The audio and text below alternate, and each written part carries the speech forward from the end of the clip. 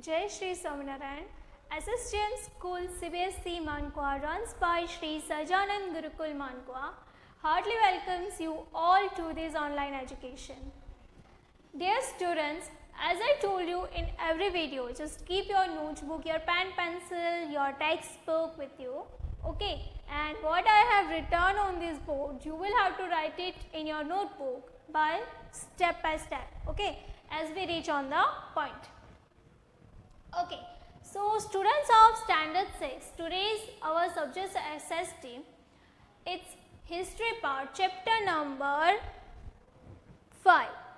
What books and burials tells us. जो किताबें हैं और कब्र वो हमें क्या कहना चाहती हैं.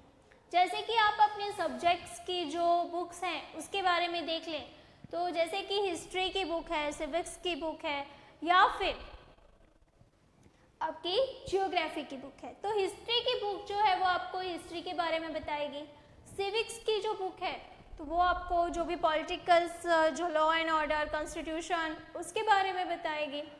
जो जियोग्राफी की जो बुक है तो वो किस बारे में बताएगी, जो भी जियोग्राफिकल चेंजेस होते हैं, ओके, या फिर जो हमारा यूनिवर्स है, सोलर सिस्टम्स है, ओके, प्लैनेट्स हैं, जो जियोग्राफिकल चेंजेस होते हैं तो उन सब के बारे में बताती है. वैसे ही हमारे पुराणों में, मतलब कि जो एंशिएंट टाइम के जो ऋषिज थे, ओके, वहाँ उन लोगों के पास there are 4 types of Vedas. Yes, 4 Veda थे, अथर्ववेद, ऋग्वेद, सामवेद एंड यजुर्वेद. उसमें से जो ऋग्वेद है तो वो काफ़ी पुराना है. अब ऋग्वेद में कुछ सूक्त दिए हैं. सूक्त मतलब कि अच्छे से बोला हुआ. उस टाइम में, मतलब कि एंशिएंट टाइम में जो ऋषिज थे तो वो क्या करते थे, नॉर्मली उस टाइम के जो भी लोग थे तो उनके बच्चों को पढ़ाने का काम जो ये ऋषि थे वो करते थे. और वो कैसे, जैसे कि उनको छोटे छोटे शब्दों में बांटते थे या फिर सेंटेंसेस में उसको डिवाइड कर देते और फिर उनको कंठस्थ करवाते, मतलब कि ओरली उनको वो सब कुछ लर्न करवाते. तब ये जो किताबें तो बनी भी नहीं थी. किताबें जो छापने की जो शुरुआत हुई वो उससे काफ़ी टाइम बाद हुई. और अभी की जो किताबें हैं तो वो उनसे थोड़ी सी डिफरेंट है. अब उस टाइम पे जो वर्बली, ओरली जो काम होता था तो वो सारे संस्कृत में होता था. और अभी लेकिन आप जो संस्कृत पढ़ते हो वो उससे थोड़ी सी डिफरेंट है, वो उस टाइम की संस्कृत नहीं है. अब जैसे कि देखें कि how historians study the Rigveda. Historians Rigveda को कैसे स्टडी करते हैं, तो जैसे कि हम देखें कि आर्कियोलॉजिस्ट जो है वो कुछ ऐसे जैसे कि स्टोन वगैरह, ओके, ऑर्नामेंट्स या ऐसे कुछ हार्ड सरफेस के थ्रू वो हिस्ट्री को फाइंड आउट करते हैं. तो हिस्टोरियंस जो है वो ऐसी चीज़ों को तो यूज़ करते ही हैं, हार्ड सरफेसेस को. उसके अलावा भी जो जैसे कि हम बोलें कि जो लैंग्वेजेस के हैं, लैंग्वेजेस के जो सिम्टम्स मिलते हैं, स्ट्रेसेस, उसके अलावा जो उनके पहनावे, फिर उनकी जो बोली होती है, तो इन सब के थ्रू भी वो फाइंड आउट करते हैं.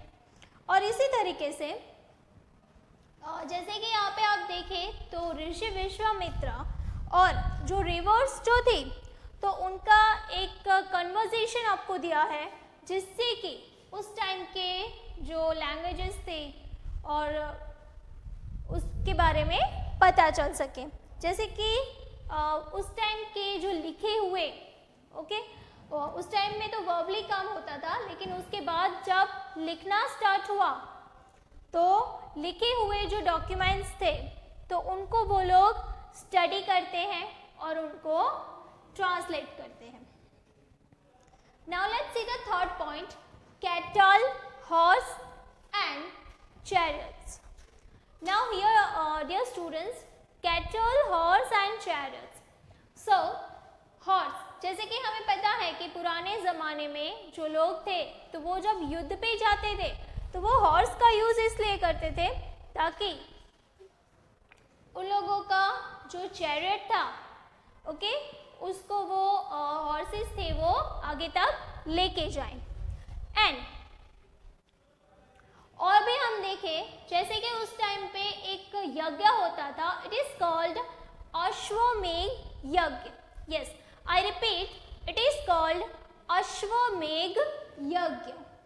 अब इस यज्ञ का जो घोड़ा होता था वो ऐसे ही फ्रीली छोड़ दिया जाता था और वो सारे गांव में घूमता रहता. अब अगर कोई राजा जिसके राज्य में ये अश्वमेध यज्ञ का घोड़ा पहुंचा, उसने अगर उस घोड़े को रोका है तो क्या होगा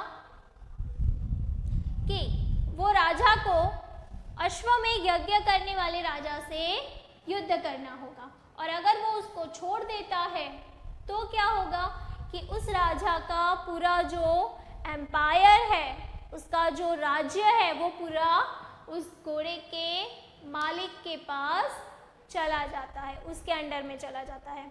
नाउ ये जो अश्वमेध यज्ञ करवाने वाले जो राजा थे तो वो काफी ही शक्तिशाली रहते थे. ऐसे ही राजा को ये हक होता था. देन आफ्टर, जैसे कि हम देखें कि उसके अंडर में जो जो भी सारे राज्य थे उनके राजाओं को वहाँ पे आमंत्रित किया जाता था. एंड उनका काम क्या रहता था कि वो अश्वमेध यज्ञ करवाने वाले राजा के लिए उपहार लेके आते थे, मीन्स गिफ्ट्स लेके आते थे. एंड उसके अलावा उनका और कोई काम नहीं रहता था. जबकि राजा की जो अश्वमेध यज्ञ करवा रहा होता था वो राजा की जो रानियां होती थी और उनके जो बेटे बेटियां वगैरह होती थी तो उनको क्या करना होता था, उसमें आहुति देनी होती थी यज्ञ में. तो ये जो सारे हैं. और उसके बाद जैसे कि हम देखें कि कैटल्स मीन्स उसको मवेशी भी बोला जाता है. तो कैटल्स जो हैं तो जो युद्ध के दौरान जो राज्य जीते जाते थे तो वहाँ से कैटल्स को लाया जाता था. उनके जो रथ होते, हॉर्सेस होते, उन सबको लाया जाता. और उनके साथ साथ वहाँ के जो स्त्री पुरुष जो होते थे उनको भी लाया जाता. पुरुषों को मोस्ट ऑफ मार दिया जाता, लेकिन जो स्त्रियाँ होती, जो लेडीज होती, उनको जो जीतने वाला जो राजा होता वो अपने राज्य में लेके आ जाता. Then after the next point, words to describe people.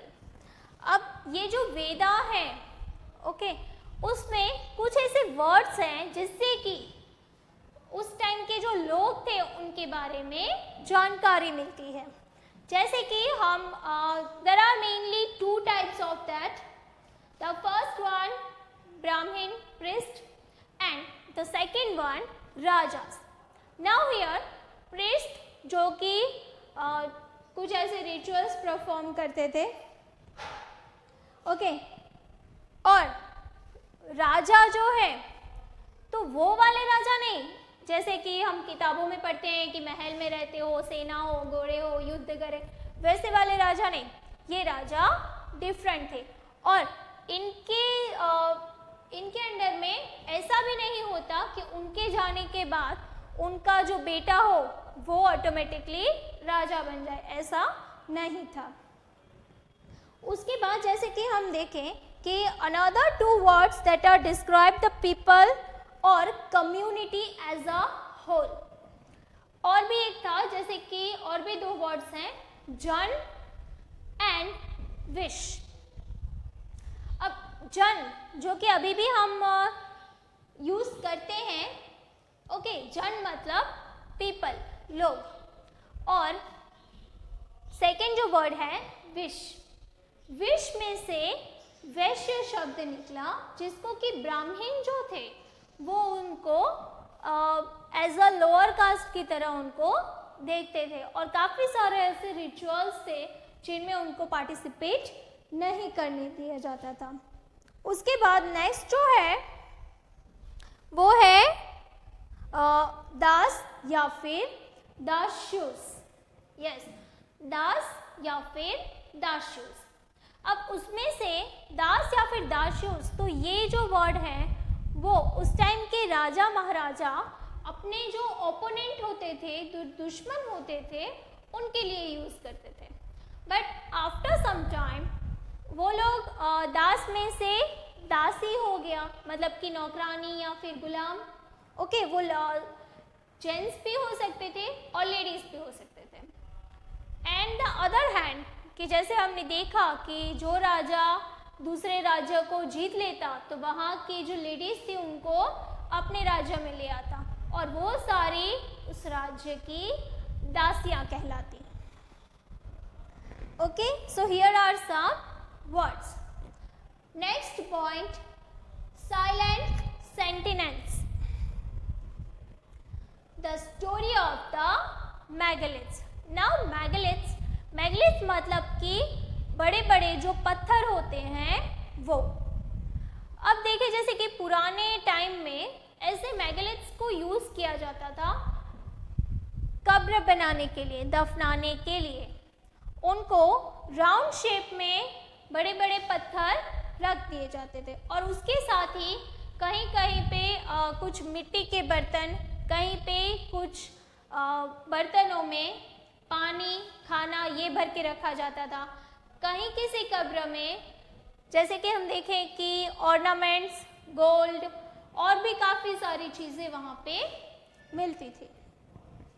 तो मोस्टली ये जो थे, ये जो मेगालिथ्स थे, तो वो ज़मीन के अंदर भी देखने को मिलते थे और ज़मीन के ऊपर भी देखने को मिलते थे और इन्हीं से कुछ ये पता लगाया जा सकता था कि ये यहाँ पे कब्र है। Then after the next word, finding about social differences। जैसे कि हमने बात की कि कुछ कब्र थी जिसमें कि मिट्टी के बर्तन पाए जाते थे, कुछ थे कि जिसमें ऑर्नामेंट्स वगैरह पाए जाते थे। ओके, तो उससे उनका जो सोशल डिफरेंस है वो पता चलता है कि जो रिच होंगे उनके साथ उनके ऑर्नामेंट्स वगैरह रखे गए होंगे और जो पुअर थे उनके पास सिर्फ मिट्टी के बर्तन थे। उसके अलावा भी कुछ ऐसी कब्रें थी जिसमें से एक से ज़्यादा कंकाल मिले हुए हैं, स्केलेटन्स आर देयर। सो इससे ये पता चलता है कि उस टाइम पे ये जो मेगालिथ्स के थ्रू जो कब्र रखी जाती थी, ओके, तो उसमें एक बड़ा सा होल रखा जाता था जिससे कि समय समय पर जब जब उनको अपने हिसाब से किसी को भी, मतलब कि एक ही घर के डिफरेंट लोगों को अलग अलग टाइम पे वहाँ पे मरने के बाद दफनाया गया होगा। अब जैसे कि हमने देखा कि मिट्टी के बर्तन, ऑर्नामेंट्स और भी काफ़ी सारी चीज़ें, इनके अलावा भी वहाँ पे कुछ जानवरों की हड्डियाँ भी मिली हुई हैं कि जिसको कि वो लोग शायद से खाते भी होंगे। ओके, नाउ उसके बाद where some burial spots meant for certain families. जैसे कि हमने देखा कि एक ही बरियल स्पॉट पे एक ही फैमिली के अलग अलग लोगों को अलग अलग टाइम पे दफनाया जाता था। तो वो जो ऐसे बरियल स्पॉट्स थे वो किसी एक पर्टिकुलर फैमिली के लिए उसको रखा जाता था। Then after next point, a special burial at Inamgaon. Now here is a name of this place, that Inamgaon. Okay, Inamgaon एक प्लेस है जहाँ पे जो बरियल स्पॉट्स हैं उसके बारे में दिया है। Let's see about it. It is a site on the river Ghodh, a tributary of the Bhima. It was occupied between 3600 and 2700 years ago. Here adults were generally buried in the ground, laid out straight with the head towards the north. Sometimes burials were within the houses. Vessels that probably contained food and water were placed with the dead. जैसे कि हमने देखा कि इनाम गांव है तो उसमें जो कब्रें थी तो उसमें क्या था कि नॉर्थ की तरफ उनका सिर रखा जाता था और कई कई लोगों को तो उनके घर के आंगन में ही दफना दिया जाता था एंड उनके साथ खाने के और पानी से भरे हुए बर्तन रखे जाते थे। अब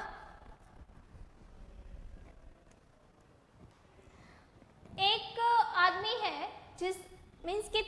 जिसकी कब्र काफी बड़े 5 रूम वाले मकान के वहां पे पाई गई है। नाउ लेकिन उसके जो पैर हैं वो थोड़े से मुड़े हुए हैं और ये माना जाता है कि ये जो है आदमी वो उस टाइम के कुछ धनाढ़ लोगों में से था, मीन्स के अमीर लोगों में से।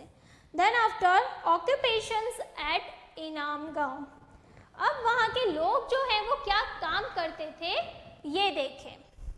तो जैसे कि हम देखें कि वहाँ के जो आर्किटेक्चर्स हैं उनको वहाँ पे कुछ ट्रेसेस मिले हैं, wheat, barley, rice, then millets, pulses, peas, means मतलब कि वो लोग अनाज खाते थे तो उत्पादन भी करते होंगे, राइट, प्रोड्यूस भी करते होंगे।